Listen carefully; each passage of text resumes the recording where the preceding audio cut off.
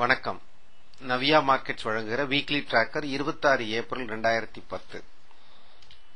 கடந்த வாரம் சிஎன்எக்ஸ் நிப்டி 5304 முடிவுற்றது. நிப்டி ஃபியூச்சர்ஸ் 5305 ஒரு புள்ளிகள் மட்டுமே பிரீமியத்திலே முடிவுற்றிருக்கிறது.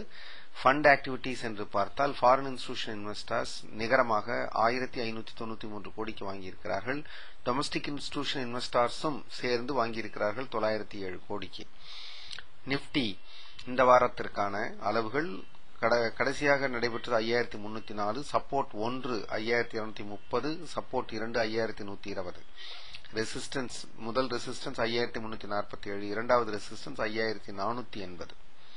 இந்த படத்தினை பார்த்தால் 5160 என்கிற இடத்திற்கு அருகே வந்து அங்கிருந்து மேலே எழும்ப எத்தனிப்பதை பார்க்க முடியும். கடந்த வாரத்திலே நிப்டி மட்டும் 0.8% உயர்ந்திருக்கிறது. Junior Nifty 1.2%, CNX ID Nifty 2.1% குறைந்திருக்கிறது. பேங்க் நிப்டி 4.9% உயர்ந்தும் மிட் கேப் 1.2% உயர்ந்தும் இருக்கிறது.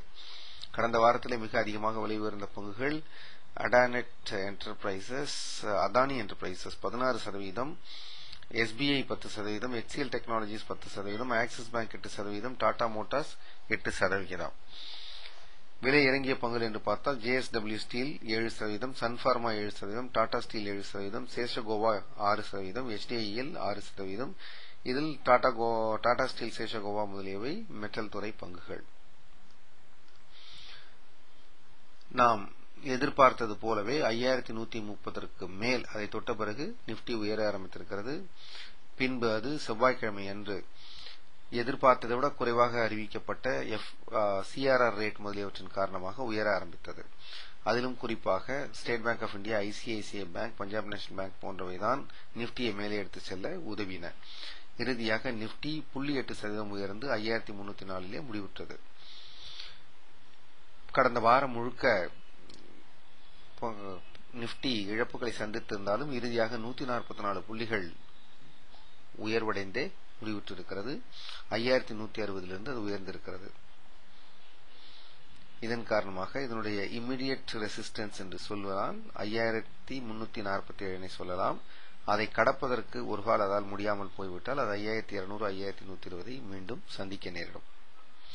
மாறாக 5347 மேல் அது போகிற பட்சத்திலே 480, 530 போன்றவற்றையும் அது தொட முடியும். 4920 என்பது 200 நாள் டெய்லி மூவிங் ஆவரேஜ் அங்கே இருந்து கொண்டிருக்கிறது. அதற்கு கீழ் போக முடியாது. அந்த இடத்திலே ரிவர்ஸ் ஆகலாம் ட்ரெண்ட். இதன் காரணமாக நாம் நினைப்பது 5340 என்பது இந்த வாரத்திற்கான முக்கிய புள்ளியாக அமையும். இதற்கு மேலே இருக்கிற பொழுது அல்லது கீழே வருகிற பொழுது அது ஒரு முக்கியமாக மாற்றங்களை காண ஆரம்பிக்கும்.